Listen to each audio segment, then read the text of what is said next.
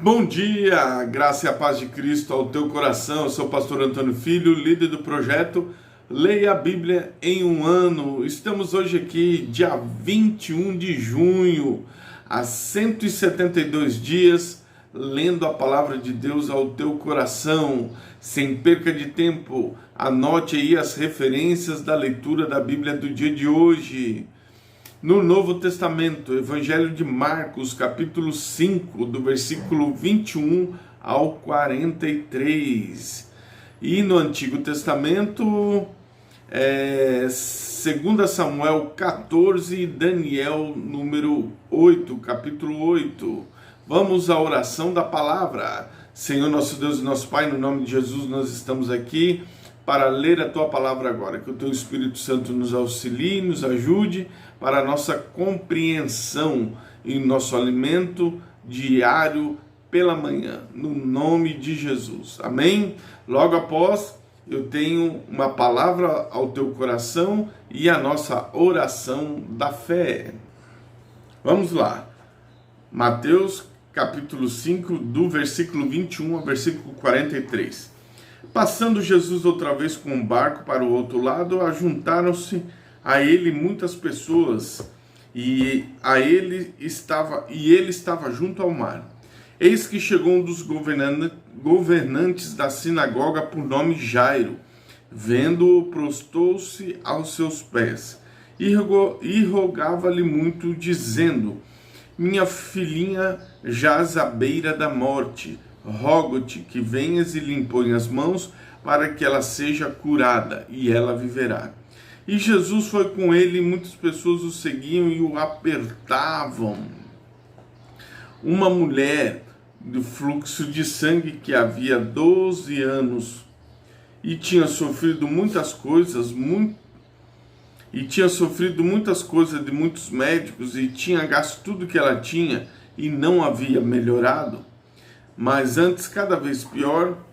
Quando ela tinha ouvido falar de Jesus, veio por detrás comprimida, e tocou na sua veste, porque ela dizia: se tão somente eu tocar nas suas vestes, eu serei sã. E imediatamente a fonte do seu sangue secou, e ela sentiu como o seu corpo estar curada daquela aflição. E Jesus, no mesmo instante, sabendo que tinha saído virtude de si mesmo, voltou para a multidão e disse: quem me tocou nas minhas vestes? E disseram os seus discípulos: tu vês que a multidão te aperta e dizes: quem te tocou? E ele olhava ao redor para ver aquela que tinha feito isto. Mas a mulher, atemorizada e trêmula, sabendo que foi feito a ela, aproximou-se e caiu ao chão diante dele e disse toda a verdade. E ele disse: filha, a tua fé te salvou, te sarou, vai-te em paz e ser curada desta aflição. Enquanto ele ainda falava, vieram alguns da casa do governante da sinagoga, a quem disseram: a tua filha está morta, por que ainda incomodas o mestre? Mas Jesus logo ouviu essas palavras, disse ao governante da sinagoga: não temas, tão somente crê. Ele não permitiu que nenhum homem seguisse, senão Pedro, Tiago e João, irmão de Tiago. E tendo chegado à casa do governante da sinagoga, viu o alvoroço e os que choravam e pranteavam muito. E ele, entrando, disse-lhes: por que fazei alvoroço e chorais? A menina não está morta, ela dorme. E riram-se dele. Ele, porém, tendo feito sair todos, tomou consigo o pai e a mãe da menina e os que estavam, entrou onde a menina estava deitada. Tomando a menina pela mão, disse: Talita cumi, que era traduzido: menina, a ti te digo, levanta-te. Imediatamente a menina se levantou e andava, pois ela tinha 12 anos. E eles assombraram-se com grande espanto. E ele ordenou expressadamente que nenhum homem soubesse, e mandou que lhe dessem alguma coisa para comer. 2 Samuel capítulo 14. E Joabe, filho de Zeruá, percebeu que o coração do rei estava inclinado a Absalão. E enviou Joabe a Tecoa e trouxe de lá uma mulher sábia e disse a ela: rogo-te e finge-te ser uma pranteadora, veste-te a tua indumentária de prantos e não te unjas com azeite, mas ser uma mulher que há muito pranteia pelo morto. Achega-te ao rei e fala deste modo. Assim Joabe colocou as palavras na boca da mulher. Quando a mulher de Tecoa falou ao rei, ela saiu sobre a sua face ao chão, fez reverência e disse: socorro, ó rei. E o rei disse a ela: o que te aflige? E ela respondeu: na verdade sou viúva e o meu marido está morto. E a tua criada tinha 2 filhos, e os 2 lutaram entre si no campo, e não houve ninguém para apartá-los, mas um feriu ao outro e o matou. Eis que a minha família toda se levantou contra a sua criada e disseram: entrega aquele que matou o teu irmão, para que possamos matá-lo pela vida do teu irmão a quem ele matou, e destruiremos também o herdeiro. Assim eles extinguirão o meu carvão que restou, e não deixarão para o meu marido nem nome, nem remanescente sobre a terra. E o rei disse à mulher: vai para a tua casa, porque e dei a ordem acerca de ti. E a mulher de Tecoa disse ao rei: meu senhor, ó rei, a iniquidade seja sobre mim, sobre a casa do meu pai, e seja inocente o rei e o seu trono. E o rei disse: qualquer um que disser qualquer coisa para ti, traz-o a mim, ele não tocará mais em ti. Então ela disse: rogo-te, ó rei, que lembres do Senhor teu Deus, para que não toleres os vingadores de sangue e destruam mais, para que não destruam meu filho. E ele disse: como o Senhor vive, não há de cair nenhum cabelo do teu filho ao chão.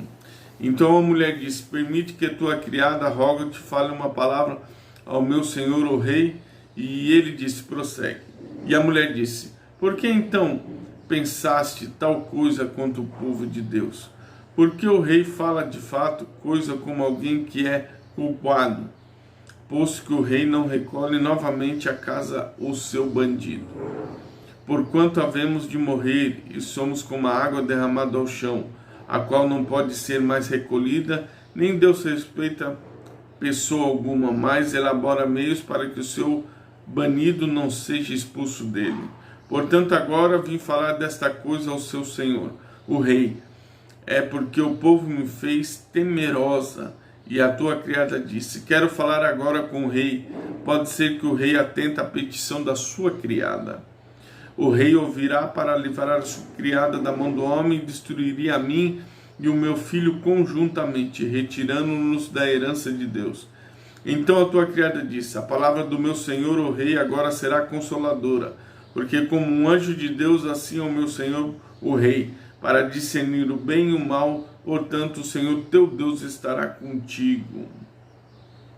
Então o rei respondeu e disse à mulher: não ocultes de mim, rogo-te, coisa que te perguntarei. E a mulher disse: o que o meu senhor rei fale agora.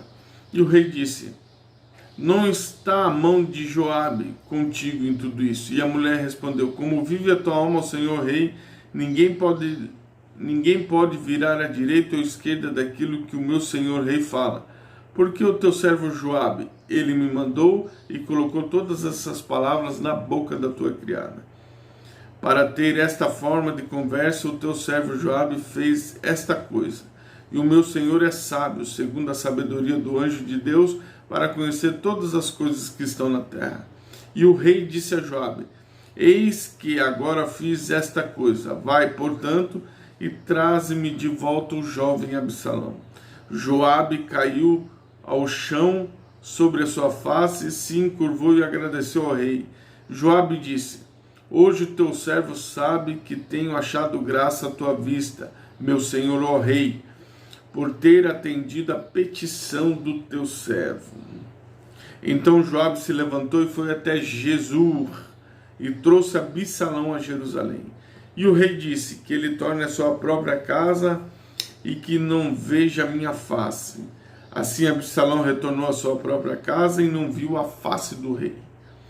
Porém, em todo Israel não havia nenhum homem tão elogiado como Absalão pela sua beleza.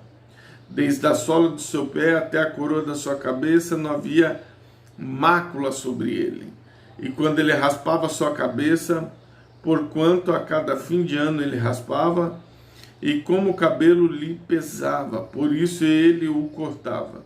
Ele pesava os cabelos de sua cabeça com 200 shekels, segundo o peso do rei. E a Absalão nasceram 3 filhos e uma filha, cujo nome era Tamar. E ela era uma mulher de formosa aparência. Assim Absalão habitou 2 anos completos na casa do rei em Jerusalém e não viu a face do rei. Porém Absalão enviou a Joabe para enviá-lo ao rei, mas ele não quis vir até ele. E quando ele enviou novamente pela segunda vez, ele não quis vir. Porquanto ele disse aos seus servos: Veide, o campo de Joabe fica perto do meu, e ele tem ali cevada. Ide, atai fogo. E os servos de Absalão ataram fogo no campo. Então Joabe se levantou e veio a Absalão até a sua casa e lhe disse: Por que os teus servos atearam fogo no meu campo? Absalão respondeu a Joabe: Eis que te enviei a ti dizendo: Vem para que eu possa te enviar ao rei para te dizer: Porque vim de Jeru. Teria sido bom para mim ter permanecido lá. Agora, portanto, deixe que eu veja a face do rei. Se houver alguma iniquidade em mim, que ele me mate. Então Joabe veio até o rei e lhe disse. E quando ele chamou Absalão, ele veio ao rei e se curvou com sua face até ao chão perante o rei, e o rei beijou Absalão. Daniel capítulo 8. No 3º ano do rei Belsazar, apareceu a mim, Daniel, uma visão após aquela que me apareceu no princípio. Eu vi uma visão que veio a acontecer quando eu estava no palácio em Suzã, que fica na província de Elão, e vi numa visão, eu estava próximo ao rio Ulai. Eu ergui meus olhos e vi, eis que diante do rio um carneiro que tinha 2 chifres, e os 2 eram altos, porém um era mais alto do que o outro, e mais alto surgiu por último. Eu vi o carneiro avançando para o oeste, para o norte e para o sul, de modo que nenhum animal podia permanecer diante dele, nem havia algum que pudesse livrar-se da sua mão. Porém ele agiu conforme a sua vontade, tornou-se grande. Enquanto eu refletia, eis que veio um bode, veio do oeste sobre toda a face da terra, e não tocou o chão. O bode tinha um chifre notável entre os seus olhos. Ele veio ao carneiro que tinha 2 chifres, o qual tinha visto em pé perante o rio, correu para ele na fúria do seu poder. E eu vi chegar mais perto do carneiro, e ele estava tomado por uma fúria contra ele, e golpeou o carneiro, quebrou seus 2 chifres, e o carneiro não tinha poder para manter-se em pé perante ele. Porém ele o arremessou no chão e pisoteou. Não houve ninguém que pudesse livrar o carneiro de suas mãos. Por essa reação, o bode tornou-se muito grande. Enquanto estava forte, o chifre foi quebrado, e no seu lugar surgiram 4 chifres notáveis em direção aos 4 ventos do céu. E de um deles surgiu um pequeno chifre, o qual tornou-se excessivamente grande, em direção ao sul, em direção ao leste, em direção à terra agradável. E este tornou-se grande, chegou até o exército do céu. Ele alcançou alguns do exército e das estrelas no chão, e os pisoteou. Sim, ele se engrandeceu e chegou até o príncipe do exército. Retirou o sacrifício diário, e o lugar do seu santuário foi arremessado abaixo. E um exército foi lhe dado contra o sacrifício diário por causa da transgressão. Ele arremessou a verdade ao chão, ele praticou e prosperou. Então vi um santo falando a outro santo, disse aquele determinado santo que falava: até quando a visão concernente ao sacrifício diário e a sua transgressão de desolação para dar tanto ao santuário quanto ao exército para serem pisoteados. Ele me disse: até 2300 dias, então o santuário será purificado. E isto aconteceu quando eu, Daniel, tive a visão, busquei o significado, eis que me colocou diante de mim a aparência de um homem. Eu ouvi a voz de um homem entre as margens do rio Gai, que chamou e disse: Gabriel. Este fez o homem entender a visão. Então ele se aproximou de onde eu estava, e quando ele chegou, temi e caí sobre a minha face. Porém ele me disse: entende, filho do homem, filho de homem, pois no teu tempo será o fim da visão. Pois no tempo do fim será o fim da visão. Então, quando ele falava comigo, entrei num sono profundo contra a minha face em terra. Porém ele me tocou-me e colocou-me em pé. E ele disse: eis que te farei saber o que acontecerá no fim da indignação, pois ao tempo determinado será o fim. O carneiro que tu viste com 2 chifres são os reis da Média e Pérsia, e o bode áspero é o rei da Grécia, e o grande chifre que está em seus olhos é o primeiro rei. Ora, tendo sido quebrado, enquanto os 4 levantaram-se no lugar dele, 4 reinos se levantarão dessa nação, porém não no poder dele. E o último momento do seu reino, quando os transgressores tiverem chegado ao ápice, um rei de semblante violento e que entende sentenças obscuras levantar-se-á, e a sua força será poderosa, porém pelo seu próprio poder ele destruirá de forma espantosa e prosperará, praticará e destruirá o povo poderoso e santo. E pelo entendimento também fará prosperar o engano em sua mão, ele se engrandecerá em seu coração, e pela paz destruirá muitos. Ele também se levantará contra o príncipe dos príncipes, mas ele será quebrado sem o uso da mão. A visão contada de noite e de manhã é verdadeira, portanto encerra a visão, pois ela será para muitos dias. Eu, Daniel, desmaiei e estive enfermo alguns dias. Depois levantei-me e fiz os negócios do rei. Fiquei atônito acerca da visão, porém ninguém a entendeu. Acabamos de percorrer as Escrituras e você pôde comprovar que o Deus é o Deus que cura as enfermidades e ressuscita os mortos. Este é o nosso Deus, esse é o Deus que nós servimos, que opera milagres, maravilhas no meio do seu povo. Nós vamos agora entrar com fé, vamos fazer a oração da fé. Senhor, nosso Deus e nosso Pai, no nome de Jesus, nós estamos aqui para clamar, para orar, diante daquilo que nós lemos na Tua Palavra, daquilo que nós temos que fazer, daquilo que nós temos que agir, daquilo que nós temos que buscar. Em meio a tudo isso, nós temos a confiança que Tu és o Deus que opera maravilhas, milagres, prodígios, para curar o Teu povo, para sarar o Teu povo, que as enfermidades não resistam ao poder do nome de Jesus. Há poder neste nome, há poder para a cura, há poder para a libertação e há poder para a ressurreição, Pai. No nome de Jesus nós oramos, porque nós cremos no Teu poder. Deus, traz vida e vida em abundância. Senhor, esta família que precisa de proteção, de provisão, Tu és o nosso Senhor, Tu és o nosso Deus.